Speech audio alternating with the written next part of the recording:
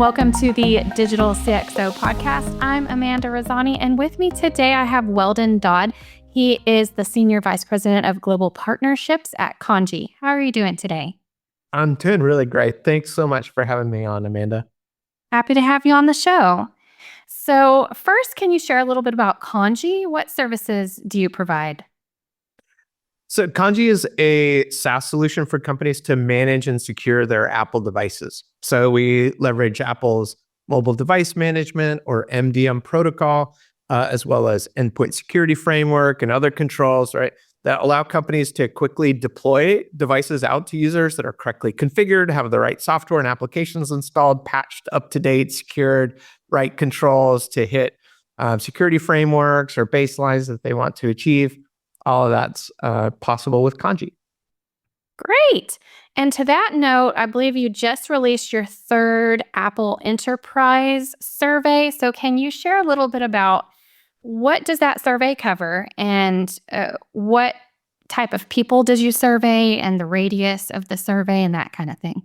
Sure. Yeah. So this survey is done in partnership with a research company so that we can guarantee that it's statistically valid results, and a broad section of IT professionals, mostly North America, but there is international representation in the data as well, polling them about their attitudes around Apple devices within the enterprise.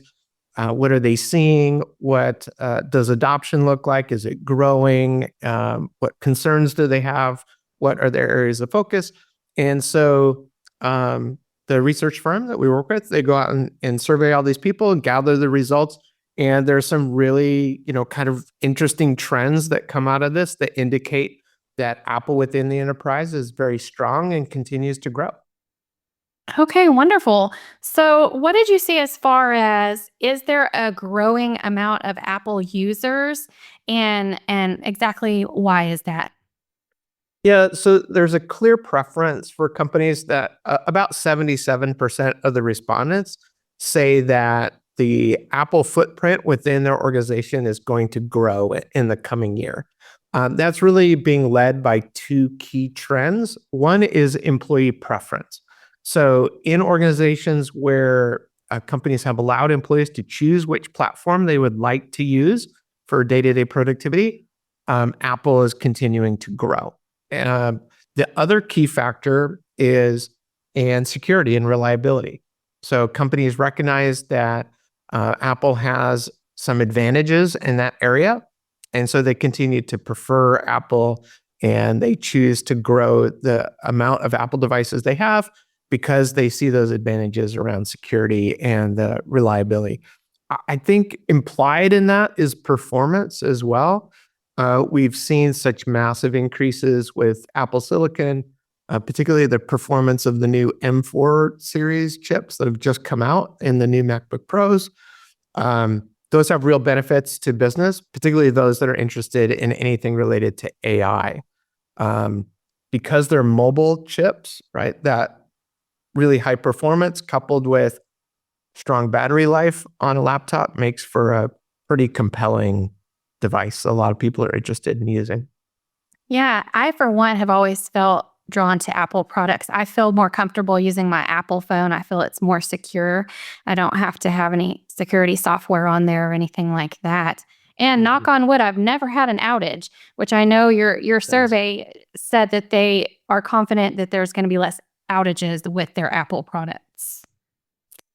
Yeah, there's been some items in the news recently, without being too specific to throw shade on anyone specifically. There are some challenges in the Windows environment. Like I used to work with Microsoft as well, right? So there's no ill will or bad blood here or anything, right? The Windows PC ecosystem is rich and vibrant in lots of different ways, lots of innovation because of its open architecture and kind of the open ecosystem that exists over there. But that's also one of the challenges, right? That on the PC side, you have to support a wider variety of device drivers for hardware.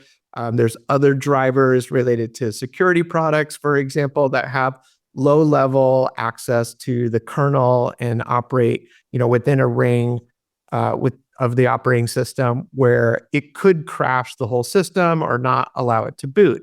And Apple has been able to make a lot of progress in promoting new technologies like system extensions, which are an alternative to an older technology of kernel extensions that are much safer. So system extensions, there's better APIs that Apple's provided around interacting with low-level system components so that a failure in a third-party component won't necessarily bring down the whole system or prevent it from booting.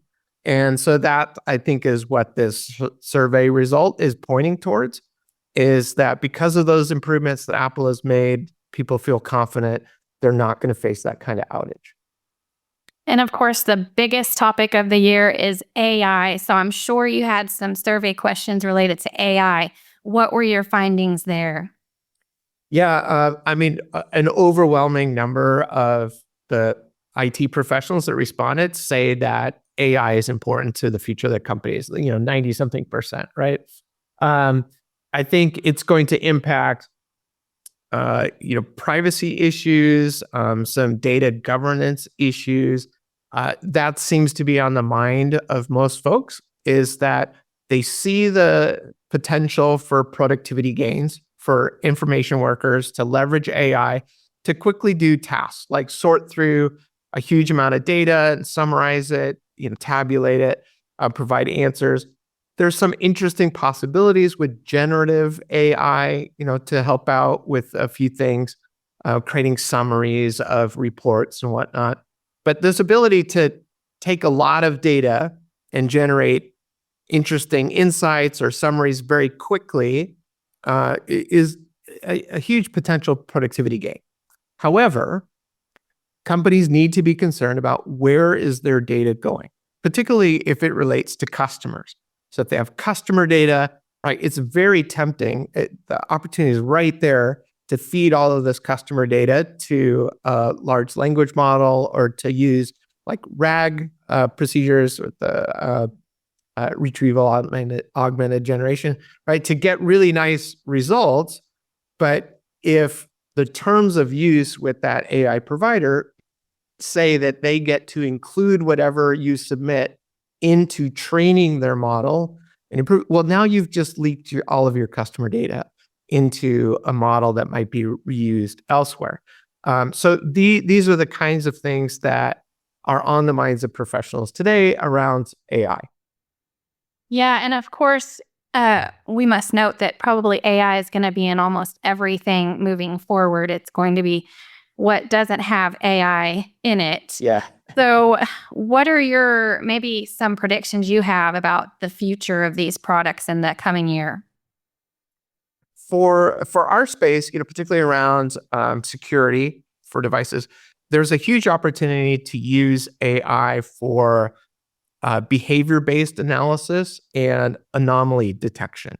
So because we have this ability to build a huge corpus of data around what normal looks like for a device, you can train a AI model or a large language model to recognize what's different or what's anomalous.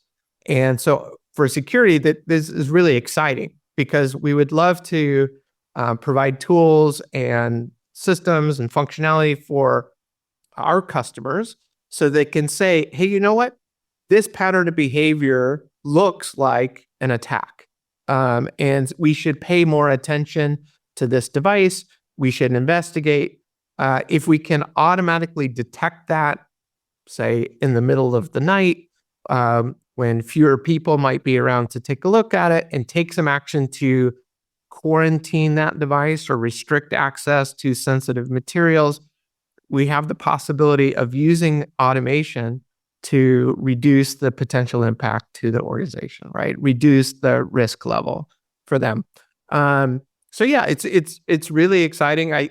AI is going to be in everything.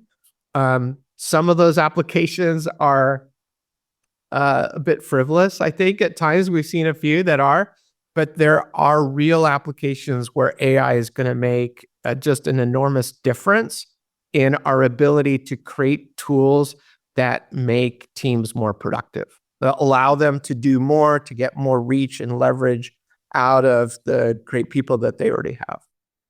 Absolutely. It will be very interesting to see all the use cases for AI over the next couple of years. Yeah. Well, if you had one key takeaway you could give our audience today, what would that be? I think that, with this survey, right, it's really pointed at organizations continuing to adopt Apple, to use Apple, in important ways within the org. I think it's a combination of this perception that Apple is very straightforward to use, that it creates a nice user experience. That focus on the endpoint, right, and making sure that it's productive, that's a real trend for the future. Like, we've seen this pendulum swing between computing in the cloud and computing on servers and computing on the endpoint. Apple's hit this really nice moment where the capabilities on device for doing AI processing combined with the cloud makes for a nice interaction. What I mean by that is, when we're thinking about data governance, the more jobs that you can do on device without shipping them out to a third-party cloud provider gives you more control over data governance and more just security, in the sense of feeling more confident that you know where your data is and that you have your hands on it. And so I think Apple's advantage, particularly with the M4 generation of chips and the AI capabilities that are in there for doing this kind of work, means that a lot of companies will see a real tangible benefit to using Apple laptops and being able to do a lot of this AI work on device. Yeah. All right. Well, thank you so much for coming on our show and sharing your insights with us today about the survey and the future of AI and Apple products. Thank you so much for having me on. All right. And thank you to our audience. Stay tuned. There's more.